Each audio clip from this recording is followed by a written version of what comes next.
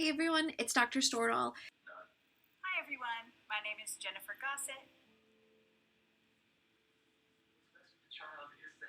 Hi everyone. Welcome to MUSI 361 Music Therapy Clinical Experience. Some things to keep in mind. And I'm really excited to be one of your clinical supervisors this semester. Emailing more information about all of your placements so you'll know the address and you'll know a little bit about the client or group. You will have contact information for the supervisor and your partner if you have a partner. So that will be sent to you at some point this week. That also would be posted in Blackboard for you. You also need to know that we are evaluating all students based on AMTA's professional competencies, just like we did last semester. So you are evaluated at the midterm and final point of the semester, and those evaluations are then sent to you. It's important to remember that you have to attend all of the sessions because AMTA requires you to have a certain number of clinical training hours before beginning internship, and certainly by the time you're taking the board certification exam.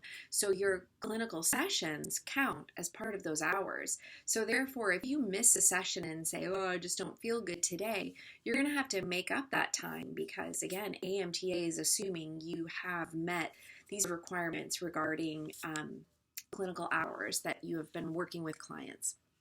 So if you are sick, and of course that will happen, you need to let your supervisor know as soon as possible, and you will have to make up that session. That policy and that information is found in the syllabus. There is a syllabus and a handbook posted for you in Blackboard. The last thing that I want to talk about is COVID. Of course, we don't really know what is going to be happening related to COVID. Now, if you are sick because you have COVID or you can't go to your session because you've been exposed and you're in quarantine or you're in isolation, that's a different story than just being sick, and we will handle that on a case-by-case basis. So stay in contact with us and let us know. You would contact me and your supervisor. Now, we also have to watch the guidelines that will come forward from potentially Charleston Southern and from your site related to COVID. So some school settings may switch to virtual for a week or two, and then your sessions would be switching to virtual as well. So we have to be prepared to be flexible and make adjustments related to COVID.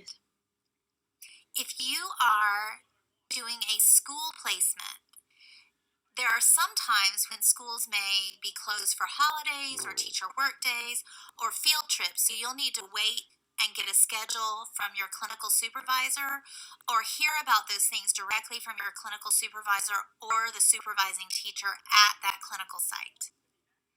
There are also times when CSU may be closed for a holiday or spring break, and if that's the case, then we don't have a clinical. Wanted to share with you a couple of things that you should know leading into this clinical placement, whether this is your first one or your last one. I want to talk about the calendar. Your specific supervisor will be giving you a calendar and a list of expected dates for the sessions. But there's two things to factor into that, especially if you work in a school-based setting, which is what I usually supervise. If the CSU calendar indicates that CSU is out of school, then there will not be clinicals taking place during that time. That means CSU spring break. If school is canceled for weather reasons of any kind, anything that has to do with COVID, if classes are canceled for CSU, then that means clinicals are canceled during that time period too. Same is true for the school district calendars for whichever district your placement is in, and we work in all three local districts. If the school district spring break occurs during your placement, it does not match up with CSU spring break, then we will not have clinicals during that week.